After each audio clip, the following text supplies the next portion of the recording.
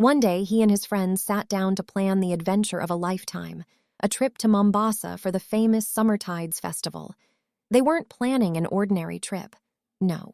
They would attend the festival, explore the coast, visit historical sites, enjoy good food, and create memories that would last forever. The budget was simple, 30,000 shillings from each person. Everyone agreed immediately, and so did he. There was only one problem. He didn't have 30,000 shillings. Too embarrassed to admit it, he smiled confidently and told his friends everything was under control. Little did he know, that simple lie would become the beginning of his downfall. Days passed, and the pressure began to build. His friends were excited. The countdown to Summertides had begun.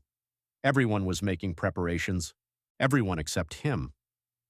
Late one evening, while sitting alone with his thoughts, temptation came knocking at his door. Imagine this, a dark garage, dust floating through the air.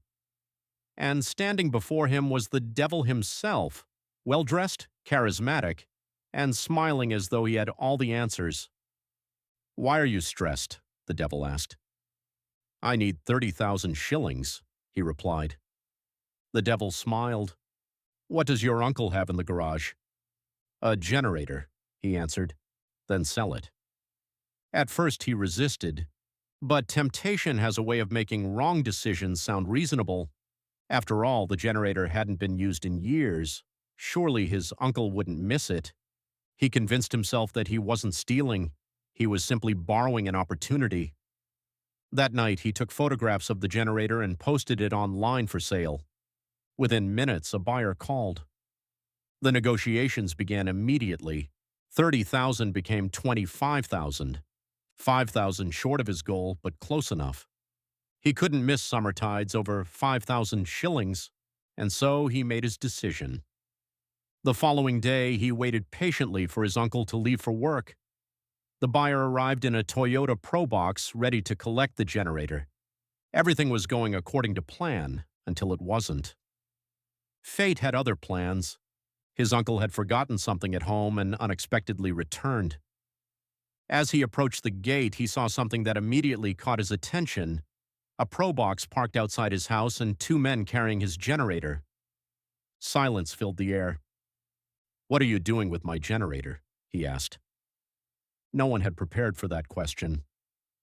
The buyer, unaware of what was happening, answered honestly, "I bought it." In that moment, everything came crashing down. His first plan had failed. But instead of learning from his mistake, bitterness began to grow within him.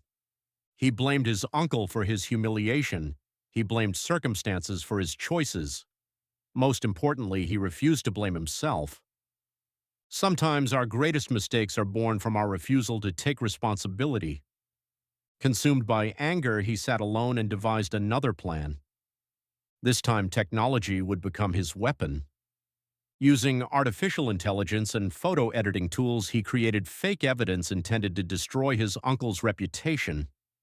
What began as a desire for 30,000 shillings had now become something far more dangerous. He attempted to blackmail his uncle. "Give me 30,000 shillings, he demanded. But his uncle refused.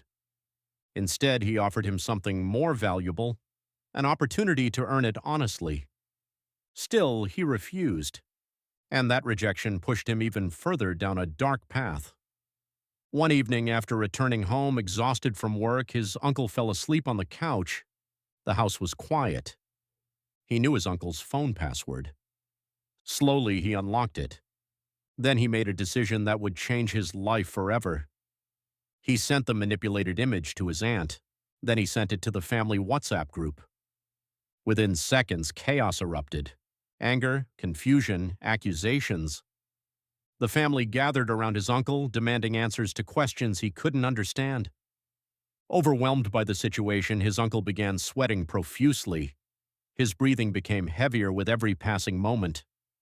Then suddenly he collapsed. Everything changed. No one cared about the picture anymore. They rushed him to the hospital, desperately hoping it wasn't too late. Doctors did everything they could. But sometimes life gives us consequences before it gives us understanding. The doctor returned with heartbreaking news. "I'm sorry. We lost him. In that moment, 30,000 shillings became worthless. Broken by guilt, he finally confessed the truth. Every lie, every manipulation, every terrible decision. Through tears, his aunt asked him one simple question. If he refused to give you the money, why didn't you come to me? He had no answer. There are some questions regret can never answer.